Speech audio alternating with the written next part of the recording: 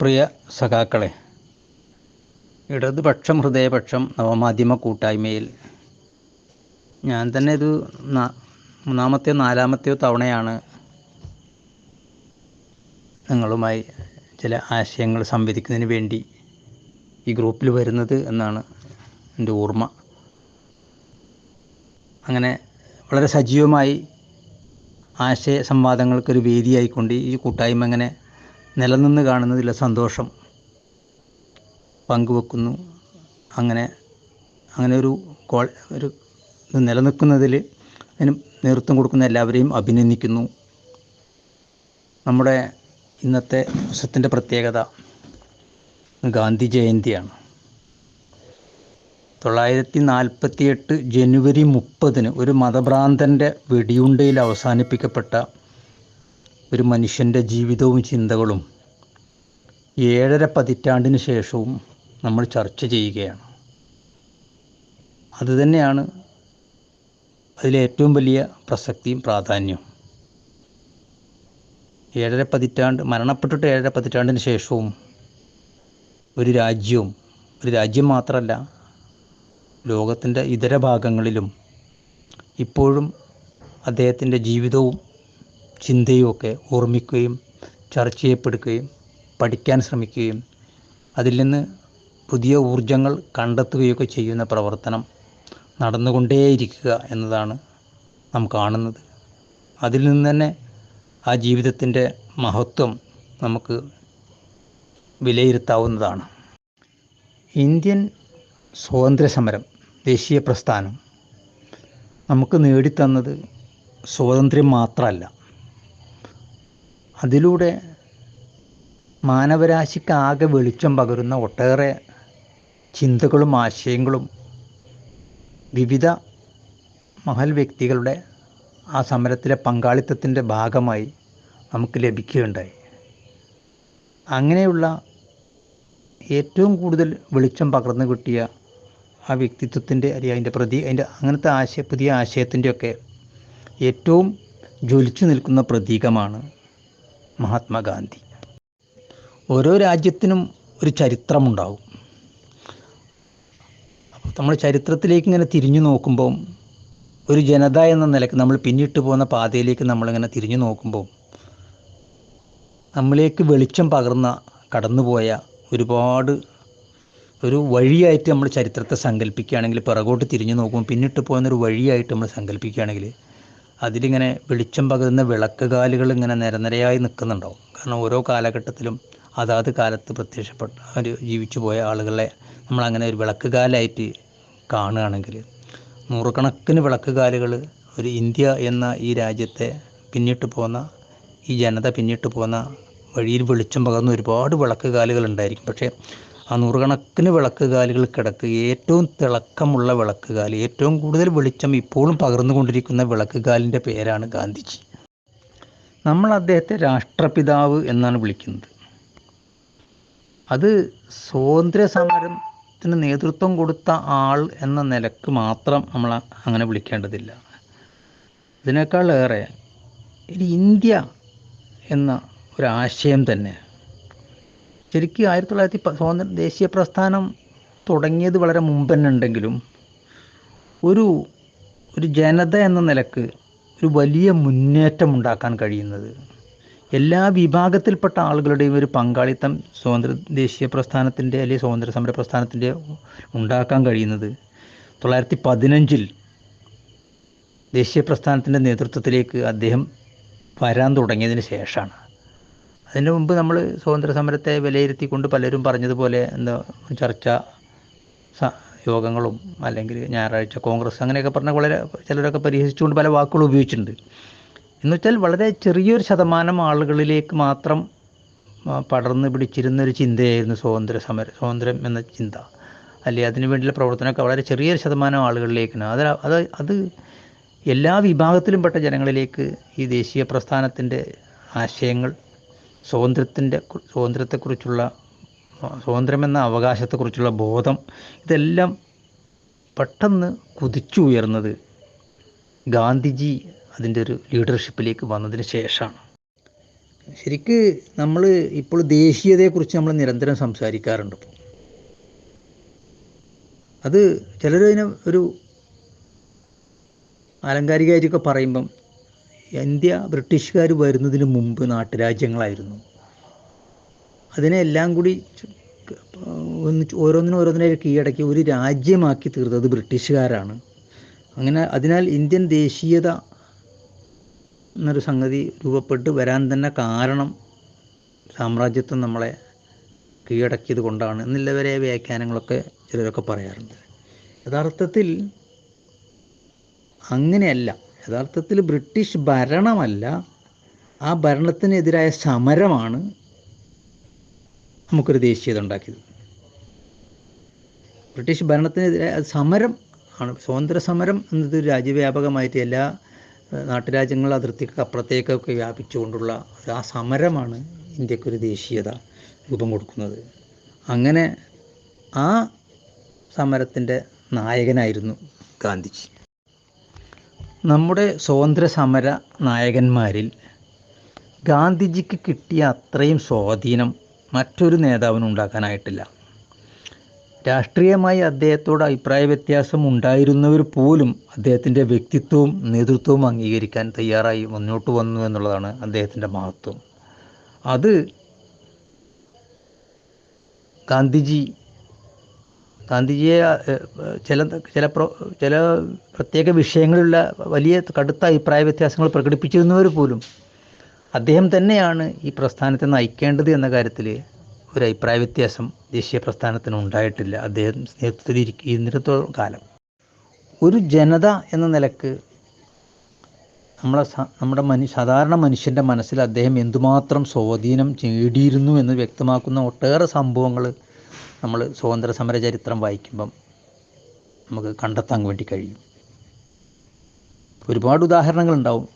എന്നാൽ ഒന്ന് രണ്ട് ഉദാഹരണങ്ങൾ നമുക്ക് ഓർമ്മയിൽ വരുന്നതാണ്. നമ്മളെ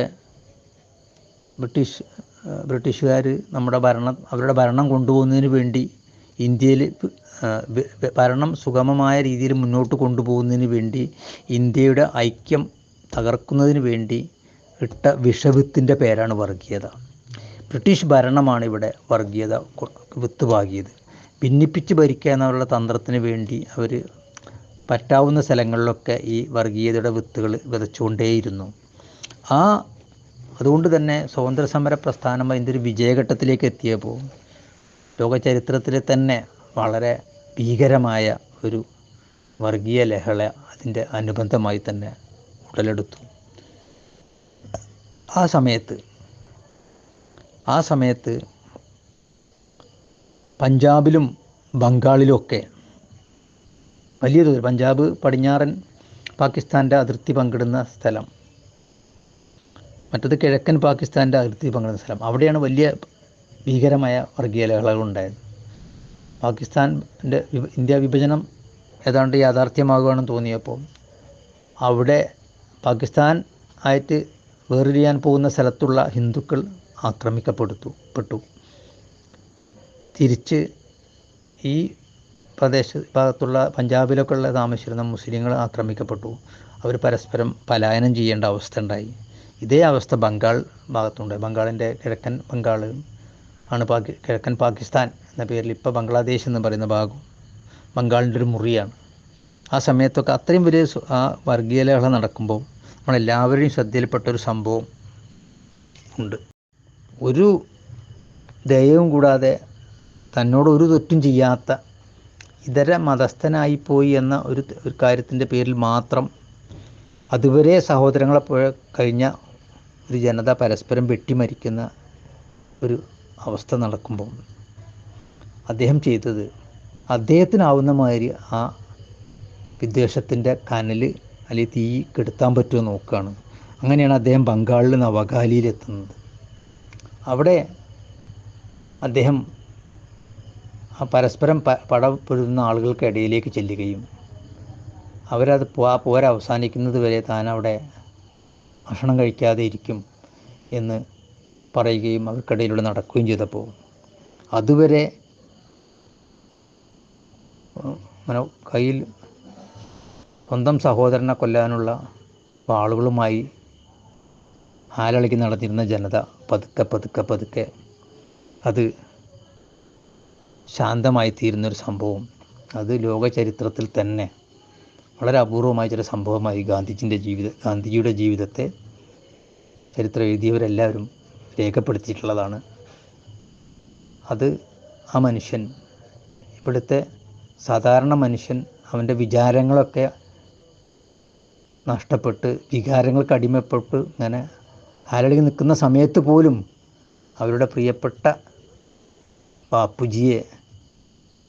ബാപ്പിയുടെ മുമ്പിൽ അത്തരം വികല ചിന്തകളൊക്കെ അവരിൽ നിന്ന് മാഞ്ഞു പോകുന്ന അവസ്ഥയിലേക്ക് എത്താമാത്രം അദ്ദേഹം അവരുടെ മനസ്സുകളിൽ ഇടം നേടിയിരുന്നു എന്നതാണ് അത് ബോധ്യപ്പെടുത്തുന്നത്. ഈ സംഭവം സംബന്ധിച്ച് നമുക്ക് സ്വാതന്ത്ര്യം അർദ്ധരാത്രിയിൽ എന്ന പ്രശസ്തമായ കൃതിയിൽ ഡൊമിനിക് ലാപ്പിയറും ലാറി കോളിൻസും അത് രേഖപ്പെടുത്തിയിട്ടുണ്ട്. അത് ഏറ്റവും സിമ്പിളായിട്ട് മനസ്സിലാവുക, അത് ഗാന്ധിജിക്ക് മൗണ്ട് ബാറ്റൺ അയച്ചൊരു കത്താണ്. ആ കത്തിലെ മാറ്റർ, ആ കത്തിലെ വാക്യങ്ങൾ ആ പുസ്തകത്തിൽ രേഖപ്പെടുത്തിയത് ഇങ്ങനെയാണ്: പഞ്ചാബിൽ നമുക്ക് 55,000 പട്ടാളക്കാരുണ്ട്. പക്ഷേ അവിടെ വൻതോതിൽ ലഹളകൾ നടന്നുകൊണ്ടിരിക്കുകയാണ്. ബംഗാളിലാകട്ടെ നമ്മുടെ സേനയിൽ ഒരേ ഒരാളാണുള്ളത്. അവിടെ ലഹളയൊട്ടില്ലതാനും. സൈന്യാധിപനും ഭരണകർത്താവും എന്ന നിലക്ക് എൻ്റെ ഏകാംഗ അതിർത്തി സൈന്യത്തിന് പ്രശംസ അർപ്പിക്കാനുള്ള അനുമതി നൽകണം എന്ന് അഭ്യർത്ഥിക്കുന്നുവെന്നാണ്. മൗണ്ട് ബാറ്റൻ ഒരു ഭരണാധികാരി മാത്രമായിരുന്നില്ല, ഒരു നല്ല എഴുത്തുകാരനോ അല്ലെങ്കിൽ സാഹിത്യകാരനോ കൂടി ആകാൻ ശരിക്കും യോഗ്യനായിരുന്നു എന്ന് തോന്നും ആ വാക്കുകളുടെ മനോഹാരിത. എൻ്റെ അതിർത്തിയിലെ ഒരു ഭാഗത്ത് ഒരു ഏകാംഗ സൈന്യം, മറ്റേ സ്ഥലത്ത് 5.5 ലക്ഷം സൈന്യം ഉണ്ടായിട്ടും 55,000 വരുന്ന സൈന്യം ഉണ്ടായിട്ടും ചെയ്യാൻ പറ്റാത്ത കാര്യങ്ങൾ ഏകാംഗ സൈന്യത്തിന് ചെയ്യാൻ കഴിഞ്ഞത് മൗണ്ട് ബാറ്റൺ പ്രശംസ അർപ്പിക്കാൻ അനുമതി നൽകണമെന്നാണ് ആവശ്യപ്പെടുന്നത്. വർത്തമാനകാലത്തെ ഗാന്ധിജിയാണ് ചർച്ച ചെയ്യേണ്ടത്. അപ്പോൾ ഗാന്ധിജിയെ കൊന്നത് ഒരു വ്യക്തിയല്ല, ഒരാശയമാണ്. അതിൻ്റെ പ്രതിനിധി മാത്രമാണ് ഗോഡ്സെ. ഗാന്ധിജി മുന്നോട്ട് വെച്ച എല്ലാ ആശയങ്ങളുടെയും വിപരീതമായിരുന്നു ഗോഡ്സെ പിന്തുടർന്നത്. ആ ആശയത്തിന് മേൽക്കൈ കിട്ടിയ ഒരു വർത്തമാനകാലം വന്നിരിക്കുന്നു എന്നതാണ് ഈ 75 വർഷത്തിന് ശേഷമുള്ള ഈ ഗാന്ധി ജയന്തി ദിനത്തിൽ ഓരോ ഇന്ത്യക്കാരനെയും അസ്വസ്ഥനാക്കേണ്ടത്. ഗാന്ധിസം എന്ന് പറയുമ്പോൾ നമ്മൾ പലരും പല വിശദീകരണങ്ങളും വ്യാഖ്യാനങ്ങളൊക്കെ അവരുടേതായ ഭാവനയ്ക്കനുസരിച്ചോ അല്ലെങ്കിൽ യുക്തിക്കനുസരിച്ചൊക്കെ പറയാറുണ്ട്. പക്ഷെ അദ്ദേഹം സ്വയം അത് പറയാറുള്ളത് എൻ്റെ ദർശനം എന്നത് സത്യം എന്നാണ്. സത്യം ആണ് ഏറ്റവും വലിയ ശക്തി എന്നാണ്. സത്യാഗ്രഹം എന്നാണ് അദ്ദേഹം തൻ്റെ സമരായുധത്തിനെ പറഞ്ഞത്. അതിന് അദ്ദേഹത്തിൻ്റെ അർത്ഥം സത്യത്തെ മുറുകെ പിടിക്കലാണ്. സത്യത്തെ മുറുകെ പിടിക്കലാണ് സത്യാഗ്രഹം. സത്യം ഗ്രഹിക്കലാണ്, സത്യത്തെ ഗ്രഹിക്കലാണ്, അതിനെ കൈയോട് ചേർത്ത് പിടിക്കലാണ്. അതിനുവേണ്ടി ഗാന്ധിജി ഉപയോഗിച്ച ആയുധത്തിൻ്റെ പേര് അഹിംസ എന്നാണ്. അത് ബ്രിട്ടീഷുകാർ ഇത്ര വലിയ ചൂഷണം നമ്മളെ മേലെ നടക്കുമ്പോഴും അക്രമങ്ങൾ നടത്തുമ്പോഴും അവർക്കെതിരെ പ്രയോഗിക്കാനുള്ള നമ്മുടെ ഏറ്റവും വലിയ ആയുധം അഹിംസയാണ് എന്ന് പറഞ്ഞ ഗാന്ധിജിയുടെ ദർശനം പുതിയ കാലത്ത് വലിയ പ്രസക്തി കയറുകയാണ്. കാരണം ഇന്നത്തെ കാലത്തെ സാഹിത്യ ചിന്തകന്മാരോ സാമൂഹ്യ രാഷ്ട്രീയ ചിന്തകന്മാരോ വിശേഷിപ്പിക്കുന്നത് സത്യാനന്തര കാലമെന്നാണ്.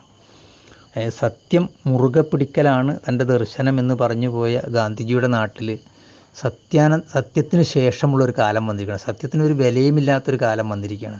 അതുകൊണ്ടാണ് ഈ കാലത്തെ സത്യം എന്നുള്ളത് മരിച്ചുപോയൊരു കാലം എന്ന നിലക്കാണ് സത്യാനന്തര കാലം എന്ന് വിശേഷിപ്പിക്കുന്നത്.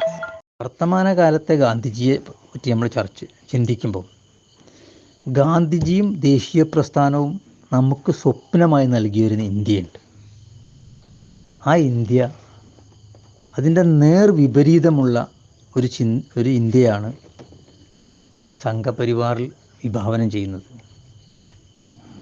ഓരോ കാര്യത്തിലും ഇന്നത്തെ ഭരണാധികാരികൾ, അതിനെ പിന്തുണക്കുന്ന സംഘപരിവാർ, അത് ഗാന്ധിജിയോടൊപ്പം ദേശീയ പ്രസ്ഥാനവും മനസ്സിൽ സങ്കല്പിച്ച ഇന്ത്യക്ക് നേരെ വിപരീതമായിട്ടുള്ള ഇന്ത്യയാണ്.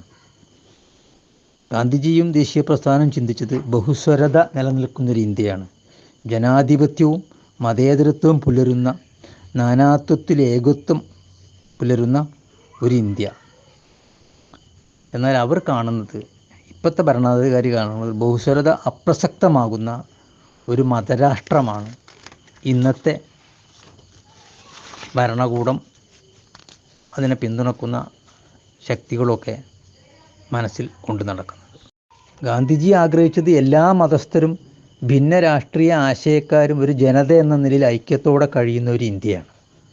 എന്നാൽ ഇന്നത്തെ ഭരണാധികാരികൾ ജനങ്ങളിൽ ഭിന്നിപ്പ് പടർത്തി ശത്രുത വളർത്തുക, ഭൂരിപക്ഷ മതരാഷ്ട്രം ലക്ഷ്യമിട്ടുകൊണ്ട് മുസ്ലിങ്ങൾ, ക്രിസ്ത്യാനികൾ, കമ്മ്യൂണിസ്റ്റുകാർ, യുക്തിവാദികൾ ഇവരെയൊക്കെ ഒരു ശത്രുക്കളെപ്പോലെ കണ്ട്, രണ്ടാന്തരം പൗരന്മാരെ പോലെ കണ്ട്, അതിൽ ഭൂരിപക്ഷ മതവിശ്വാസികൾക്കിടക്ക് അവരോട് വെറുപ്പും വിദ്വേഷവും പടർത്തി ആ രീതിയിലുള്ളൊരു ഇന്ത്യയാണ്.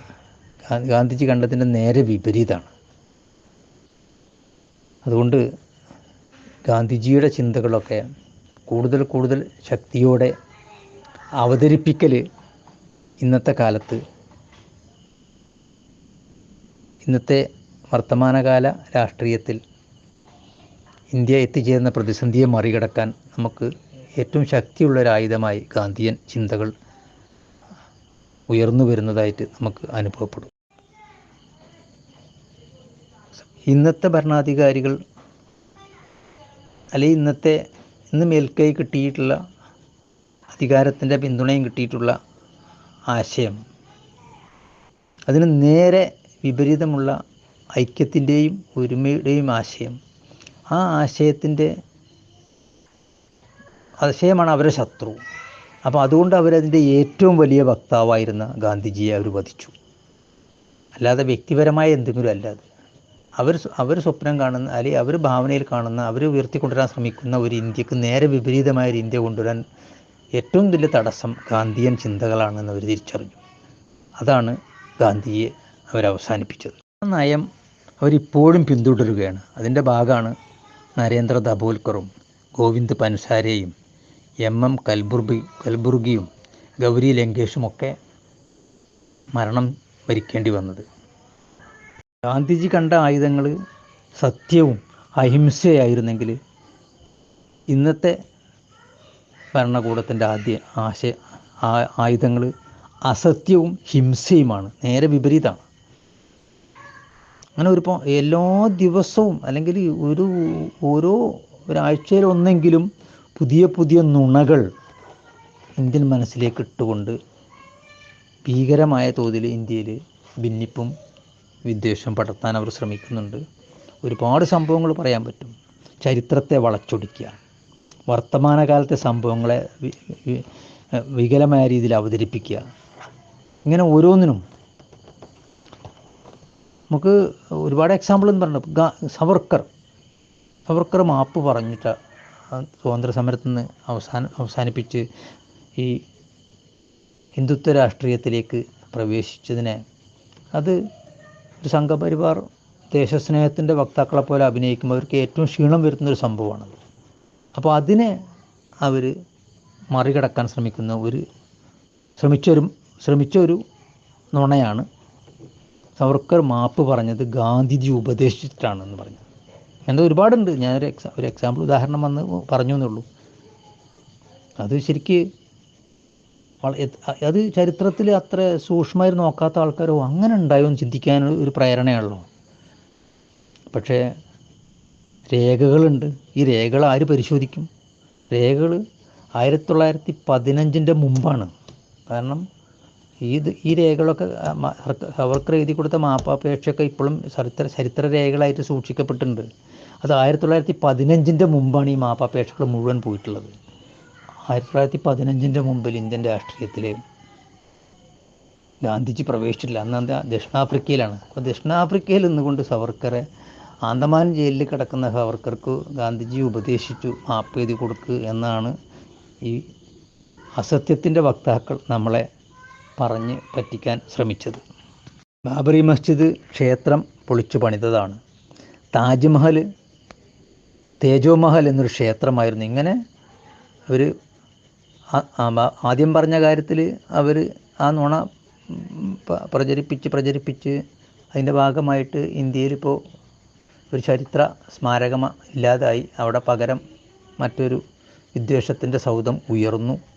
അതൊക്കെ നടന്നു കഴിഞ്ഞു. ഇനി അവർ ലക്ഷ്യം വെച്ച ഒരുപാട് എണ്ണത്തിലൊന്നാണ് നമ്മളെ പ്രിയപ്പെട്ട താജ്മഹൽ. തേജോമഹൽ എന്നൊരു ക്ഷേത്രമായിരുന്നു എന്ന ഒരു ചരിത്രത്തിൻ്റെ ഒരു പിന്തുണയില്ലാത്ത ഒരു കാര്യം ഇങ്ങനെ പ്രചരിപ്പിച്ചുകൊണ്ടേയിരിക്കുക.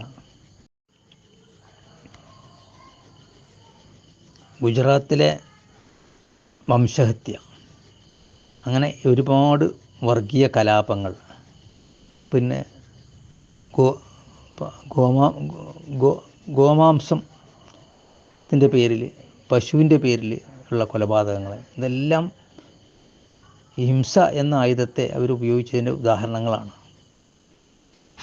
ഇനി ഇങ്ങനത്തെ ആശയപരമല്ലാത്ത ഭിന്നതകൾക്കും ഭിന്നതകളുള്ളവരെയും അവർ നേരിടുന്നത് ഹിംസയിലൂടെ തന്നെ, ഇല്ലാതാക്കൽ തന്നെയാണ്. അങ്ങനെ ഹിന്ദു മതത്തിൽപ്പെട്ട തന്നെ എത്രയോ ആളുകൾ കൊല ചെയ്യപ്പെട്ടത് ആശയപരമായ ഭിന്നതകളുടെ പേരിലാണ്. ശരിക്ക് നേരത്തെ പറഞ്ഞ ദബോൽക്കറും പൻസാരയും കുൽബുർഗിയും ഗൗരി ലങ്കേഷൊക്കെ കൊല്ലപ്പെട്ടതെങ്കിൽ മറ്റു ചിലർ ആശയപരമല്ലാത്ത പ്രായോഗികമായിട്ടുള്ള കാര്യത്തിലും ഉള്ള അഭിപ്രായ വ്യത്യാസത്തിലും ഇവർ നേരിടാൻ കാണുന്ന ആയുധം കൊലപാതകം തന്നെയാണ്. അങ്ങനത്തെ ഒരുപാട് ഉദാഹരണങ്ങൾ ഉണ്ടായിരിക്കും.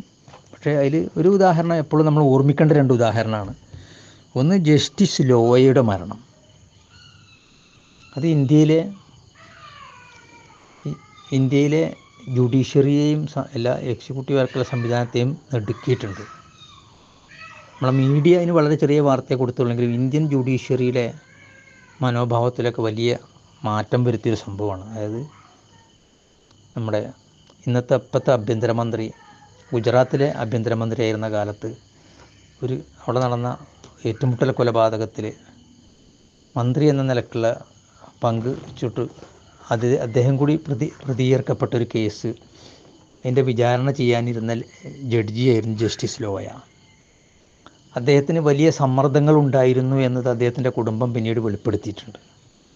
അങ്ങനെയുള്ള ലോയ വീട്ടിൽ നിന്ന് ഗുജറാത്തിലെ ജഡ്ജിയായിട്ടുള്ള ലോയ ബോംബെയിലെ ഒരു ഫംഗ്ഷനിൽ പങ്കെടുക്കാൻ പോവുകയും രാത്രി അവിടെ ക്യാമ്പ് ചെയ്തപ്പോൾ ആ ഹോട്ടലിൽ നിന്ന് കുടുംബാംഗങ്ങളെയൊക്കെ വിളിച്ച് വലിയ സന്തോഷത്തോടെയൊക്കെ തന്നെ കാര്യങ്ങളൊക്കെ പറഞ്ഞ് ഫോൺ താഴെ വെച്ച് ഒരു അരമണിക്കൂർ കഴിഞ്ഞപ്പോൾ അദ്ദേഹം മരണപ്പെട്ടു എന്ന വിവരമാണ് പിന്നെ വീട്ടുകാർക്ക് കിട്ടുന്നത്. അപ്പോൾ ആ മരണം ഒരു ദുരൂഹ മരണമാണെന്നും അദ്ദേഹത്തിൻ്റെ മരണത്തിൽ ആ കുടുംബത്തിനെ അതൊരു സ്വാഭാവിക മരണമാണെന്ന് ബോധ്യപ്പെടുത്താൻ നമ്മളെ അന്വേഷണ ഏജൻസികൾക്കോ അല്ലെങ്കിൽ ഗവൺമെൻറ്റിനോ കഴിഞ്ഞിട്ടില്ല. അതൊരു കൊലപാതകമാണ് തന്നെയാണ്. ആ കുടുംബത്തെപ്പോലെ തന്നെ ഇന്ത്യൻ ജനാധിപത്യത്തെക്കുറിച്ച് ഗൗരവത്തോടെ കാണുന്ന എല്ലാവരും മനസ്സിലാക്കുന്നത്. അനേകം കൊലപാതകങ്ങൾ നടന്നിട്ടുണ്ടാവും. എന്നാലും ഈ 2 കൊലപാതകങ്ങൾ പ്രത്യേകം ശ്രദ്ധിക്കേണ്ടതുണ്ട് എന്നാണ് ഞാൻ എപ്പോഴും എനിക്ക് കിട്ടുന്ന അവസരത്തിലൊക്കെ ഞാൻ പറയാറുള്ളത്. ഒന്ന്, സുബോധ് കുമാർ സിംഗ്. ജസ്റ്റിസ് ലോയയുടെ കാര്യം ഞാൻ പറഞ്ഞു. അദ്ദേഹം ഒരു പോലീസ് ഓഫീസറായിരുന്നു. അദ്ദേഹമാണ് നമ്മുടെ മുഹമ്മദ് അഖ്ലാഖിൻ്റെ വീട്ടിൽ പശുമാംസമുണ്ട് എന്ന് പറഞ്ഞ് ആൾക്കൂട്ടം വന്ന് അദ്ദേഹത്തെ കൊലപ്പെടുത്തിയപ്പോൾ ആ കേസ് അന്വേഷിച്ച് പോലീസ് ഓഫീസറായിരുന്നു അദ്ദേഹം ചെയ്തത്, സാധാരണഗതിയിൽ അങ്ങനത്തെ ഒരു സംഭവം ഉണ്ടാകുമ്പം തൊണ്ടി സാധന നിലക്ക് ആ വീട്ടിലെ ഫ്രിഡ്ജിലെ മാംസം ശേഖരിക്കുകയും അത് ലാബിൽ പരിശോധനയ്ക്ക് അയക്കുകയും ചെയ്യുക എന്നുള്ളത് ഒരു പോലീസ് ഓഫീസറുടെ ഡ്യൂട്ടി ആയിരുന്നു. എന്നാൽ അത് അങ്ങനെ ചെയ്യാൻ പാടില്ല എന്ന സമ്മർദ്ദം അദ്ദേഹത്തിൻ്റെ പേരിലുണ്ടായിരുന്നു. പക്ഷെ അത് അദ്ദേഹം കൂട്ടാക്കിയില്ല. അദ്ദേഹം അത് അയച്ചപ്പോൾ അത് ആടിൻ്റെ മാംസമാണെന്ന് തെളിഞ്ഞു. അത് കാരണം ആ കേസിലൊരു ക്ഷീണം സംഘപരിവാറിന് വന്നു. പക്ഷേ അതിനവർ പ്രതികാരം ചെയ്തത്, സുബോധ് കുമാർ സിംഗ് പിന്നീട് വേറെ ഒരു സ്ഥലത്തേക്ക് സ്ഥലം മാറ്റം ചെയ്യപ്പെട്ടു. അവിടെ വെച്ച് ആ സ്ഥലത്തിലൂടെ കടന്നു പോകുന്നൊരു ഹൈവേയിൽ വലിയ ആൾ താമസമൊന്നും ഇല്ലാത്തൊരു സ്ഥലത്ത് ഒരു പശുവിൻ്റെ തല പ്രത്യക്ഷപ്പെട്ടതായിട്ട് ഓഫീസിലേക്ക് അവിടെ സംഘർഷാവസ്ഥ ഉണ്ട് എന്ന് പറഞ്ഞൊരു പോലീസ് സ്റ്റേഷനിലേക്ക് ഫോൺ കണ്ടുവരികയും സുബോധ് കുമാർ സിംഗും കുറേ പോലീസുകാരും കൂടി അങ്ങോട്ട് കുതിച്ചു പോവുകയും ചെയ്തു. അവിടെ ആ ആൾക്കൂട്ടം അക്രമാസക്തമാവുകയും ആ പോയ പോലീസുകാരിൽ മറ്റാരും കൊല്ലപ്പെടാതെ സുബോധ് കുമാർ സിംഗ് മാത്രം കൊല്ലപ്പെടുകയും ചെയ്യുന്നൊരു സംഭവം ഉണ്ടായി. അത് ഇപ്പം നമ്മൾ ചർച്ച ചെയ്യുന്ന വിഷയത്തിലേക്കൊക്കെ എത്തണം. ഇന്ത്യയിലെ IPS IFS അല്ലെങ്കിൽ അങ്ങനത്തെ ഉയർന്ന പോലീസ് ഓഫീസർമാരിലൊക്കെ അതുണ്ടാക്കിയൊരു സ്വാധീനമുണ്ട്. നമ്മളിപ്പോൾ കേരള രാഷ്ട്രീയത്തിൽ ഇപ്പോൾ ചർച്ച ചെയ്യുന്നത് ADGP RSSനോട് ചർച്ച ചെയ്തു എന്നുള്ളതാണ്. RSSനോട് ചർച്ച ചെയ്താൽ അങ്ങനത്തെ ഒരാളെയൊന്നും ഇടതുപക്ഷം ഭരിക്കുമ്പോഴൊന്നും അങ്ങനത്തെ ഒരു സ്ഥാനത്ത് അങ്ങനത്തെ ഒരു ആശയത്തോ ആഭിമുഖ്യത്തിലാൾ ഇരിക്കുന്നത് ശരിയല്ല നമുക്ക് പറയാം. പക്ഷേ നമ്മുടെ ഈ മീഡിയ നമ്മളെ ബോധ്യപ്പെടുത്തുന്ന എന്താണ്, അങ്ങനെ ഒരു സംഘപരിവാറിൻ്റെ ഒരു നേതാവിൻ്റെ കൂടെ ചർച്ച ചെയ്താൽ അല്ലെങ്കിൽ അയാളോട് ചർച്ച ചെയ്താൽ അയാളുടെ പേരിൽ നടപടിയെടുക്കാൻ പറ്റുമോ? നമ്മളെ ലോജിക്ക്, ഞാൻ അതിൻ്റെ കൂടുതൽ വിഷയം വർത്തമാനകാലത്തേക്ക് കൊണ്ടുവരികയാണ്. കാരണം ഈ ഇന്ത്യയിൽ നമ്മളെ ഇപ്പോഴത്തെ മീഡിയ വായിക്കുക, ഇപ്പോഴത്തെ ചാനൽ ചർച്ച കേൾക്കുകയും ചെയ്താൽ ഓരോ ഇന്ത്യക്കാരൻ്റെയും IQ താന്നു പോകുന്നതാണ് എൻ്റെ ഒരു വിലയിരുത്തൽ. കാരണം ഇന്ത്യൻ പാർലമെൻറ്റ് അംഗീകരിച്ചതാണ് സർക്കാർ ഉദ്യോഗസ്ഥന്മാർക്ക് RSSൽ പ്രവർത്തിക്കാമെന്ന്. അത് BJP അധികാരത്തിൽ വന്നതിന് ശേഷം പാസ്സാക്കിയെടുത്ത നിയമമാണ്. അങ്ങനെയുള്ളപ്പോൾ ഒരു പോലീസ് ഓഫീസർ ഞാനതിൽ പ്രവർത്തിക്കുന്നുണ്ടെന്ന് പറഞ്ഞാൽ പോലും നടപടിയെടുക്കാൻ പറ്റില്ല. അങ്ങനെയുള്ള സമയത്താണ് ഇത് ചർച്ച ചെയ്തതെന്തോ ഭയങ്കര സംഭവമാണെന്ന് പറഞ്ഞത്. പക്ഷേ ഞാൻ പറഞ്ഞത് അത് വേറൊരു കാര്യമാണ്. ഇങ്ങനെ ചർച്ച ചെയ്യുന്നുണ്ട് പറഞ്ഞാൽ അങ്ങനത്തെ ഒരാളെ നോക്കി ഈ പോസ്റ്റിലാക്കാതെ അങ്ങനത്തെ പ്രാധാന്യമില്ലാത്ത പോസ്റ്റിലേക്ക് മാറ്റുന്നതും സർക്കാരിന് ചെയ്യാവുന്നൊരു കാര്യങ്ങളായിരിക്കും. അപ്പോൾ അതിന് പകരം ഇതെന്തോ നിയമവിരുദ്ധമായൊരു കാര്യമാണെന്ന ബോധത്തിലേക്ക് നമ്മളെ എത്തിക്കുന്ന രീതിയിലേക്ക് നമ്മളെ മീഡിയ, സത്യാനന്തര കാലത്ത് സത്യം എന്താണെന്ന് നമുക്ക് മനസ്സിലാവില്ല. സത്യത്തിൽ അങ്ങനത്തെ യഥാർത്ഥത്തിൽ നമ്മളെ മനുഷ്യൻ്റെ ഒരു അവസ്ഥ, മനുഷ്യൻ്റെ ഇന്ത്യയിലെ കേരളത്തിലെ മനുഷ്യരെത്തിയിട്ടുള്ളൊരവസ്ഥ സത്യവും മിഥ്യയും തിരിച്ചറിയാൻ പറ്റാത്തൊരു ആശയക്കുഴപ്പത്തിലാവുന്ന രീതിയിലേക്ക് നമ്മളെ മീഡിയ നമ്മളെ ഈ കാലത്ത് എത്തിച്ചിട്ടുണ്ട്. വളരെ സൂക്ഷ്മമായി നിരീക്ഷിച്ചാൽ നമുക്ക് കാണാൻ പറ്റും. നമ്മളെ ഇന്ത്യയിലെ പ്രതിപക്ഷം ഭരിക്കുന്ന സംസ്ഥാനത്തിൽ പോലും ഈ കലക്ടർമാരോ അല്ലെങ്കിൽ ഉദ്യോഗസ്ഥന്മാരോ ജഡ്ജിമാരോ വരെ ശരിക്ക് വിവേചനം കാണിക്കാൻ തുടങ്ങിയിട്ടുണ്ട്. സംഘപരിവാർ നേതാക്കന്മാരോ അല്ലെങ്കിൽ പ്രവർത്തകരോ പ്രതിയാക്കപ്പെടുന്ന ഒരു കേസിലെടുക്കുന്നതിനേക്കാളും കുറച്ചും കൂടി കണിശമായ ഒരു സമീപനം ഇതര ആശയത്തിൻ്റെ ആളുകളുടെ കാര്യത്തിലുണ്ടാവും. അത് ജാമ്യം കൊടുക്കുന്ന കാര്യത്തിലായാലുണ്ടാവും. ഈ പോലീസ് ഓഫീസർമാർ വകുപ്പൊക്കെ ചാർത്തുന്ന കാര്യത്തിലൊക്കെ ഉണ്ടാവും. വളരെ കടുത്ത കുറ്റകൃത്യം ചെയ്ത ആളുകൾക്ക് പോലും വലിയ പ്രയാസമില്ലാത്ത വകുപ്പുകൾ ചേർക്കുന്ന രീതിയിലേക്ക് ഒരു ഭയം, അല്ല അതിലപ്പുറത്തേക്ക് ചേർന്നാൽ എന്തൊരു സംഭവിക്കുന്നൊരു ഭയം ഇന്ത്യയിലെ പോലീസ് സംവിധാനത്തിൻ്റെ ഒരു പടർന്നു പിടിച്ചിട്ടുണ്ട്. അതുപോലെ നമ്മൾ സൂക്ഷിച്ചു ഇങ്ങനെ നോക്കിയാൽ അറിയാം, നമ്മൾ ആർക്കൊക്കെയാണ് ജാമ്യം കിട്ടാറുള്ളത്, ആർക്കാണ് ജാമ്യം കിട്ടാത്തത് നോക്കിയാലൊക്കെ ഇത്തരം ഒരു ഭയം അവരെ സ്വാധീനിക്കുന്നുണ്ട് എന്നൊരു ചിന്തിക്കാവുന്ന രീതിയിലുള്ള വിധികൾ, ഇനി ഇതുവരെ വന്ന വിധികളും ഇനി വന്നുകൊണ്ടിരിക്കുന്ന വിധികളൊക്കെ നിരീക്ഷിച്ചാൽ നമുക്ക് കാണാൻ കഴിയുമെന്നാണ് എനിക്ക് തോന്നുന്നത്. ഗോഡ്സെയുടെ തോക്കിൽ നിന്ന് ഗാന്ധിജിക്ക് നേരെ ചെന്ന വെടിയുണ്ട അത് ഗാന്ധിജി എന്ന വ്യക്തിയെ അല്ല ലക്ഷ്യം വെച്ചത്, അത് അദ്ദേഹം പ്രതിദാനം ചെയ്ത ആശയത്തെയാണ്. ഇതേ ലക്ഷ്യങ്ങൾ തന്നെയാണ് അത് നമ്മുടെ നരേന്ദ്ര ദാബോൽക്കർ ആയാലും ഗോവിന്ദ് പൻസാര ആയാലും കൽബുർഗി ആയാലും ഗൗരി ലങ്കേഷ് ആയാലും അതിനുശേഷം നടന്ന മരണങ്ങളൊക്കെ ഇതേ രീതിയിൽ തന്നെയാണ്. ആ വ്യക്തിയോടല്ല യഥാർത്ഥത്തിൽ, അത് പ്രതിദാനം ചെയ്യുന്ന ആശയത്തോടാണ്. അതുകൊണ്ട് ഞാൻ ഒരുപാട് നീട്ടിക്കൊണ്ടുപോകുന്നില്ല. ഗാന്ധിജിയോട് ആദരവ് പ്രകടിപ്പിക്കാൻ ഗാന്ധി ജയന്തി നമ്മൾ ഇങ്ങനെ സേവനവാരം ആചരിക്കലോ അല്ലെങ്കിൽ ഇതുപോലത്തെ പ്രഭാഷണം നടത്തലോ മാത്രമല്ല, ഗാന്ധിജിയുടെ ഓർമ്മകളോട് നമ്മൾ നീതി പുലർത്താൻ കഴിയുക. അതിന് ഇന്നത്തെ ഇന്ത്യയിൽ ചെയ്യാൻ കഴിയുന്ന കാര്യം ജനാധിപത്യവും മതേതരത്വവും ബഹുസ്വരതയും പുലരുന്ന ഒരു ഇന്ത്യ നിലനിന്ന് കാണാനായിട്ടുള്ള പോരാട്ടങ്ങളിൽ അവരവരുടെ കഴിവിൻ്റെ പരമാവധി പ്രതിജ്ഞാബദ്ധതയോടെ ത്യാഗസന്നദ്ധയോടെ പ്രവർത്തിക്കാനായി മുന്നോട്ട് വരിക എന്നുള്ളതാണ്.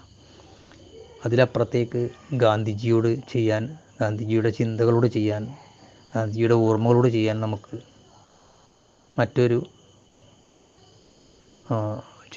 വേറൊരു കർത്തവ്യമില്ല. അതുകൊണ്ട് ഈ വർത്തമാനകാലത്തെ ഗാന്ധിജി നമ്മളെ പ്രേരിപ്പിക്കുന്നത് ദേശീയ പ്രസ്ഥാനം ഉയർത്തിപ്പിടിച്ച, നമ്മുടെ ഗാന്ധിജി ഉയർത്തിപ്പിടിച്ച മതേതര ഇന്ത്യ, ബഹുസ്വരതയുള്ള ഇന്ത്യ, നാനാത്വത്തിൽ ഏകത്വമുള്ള ഇന്ത്യ, അങ്ങനെ ഒരു ഇന്ത്യ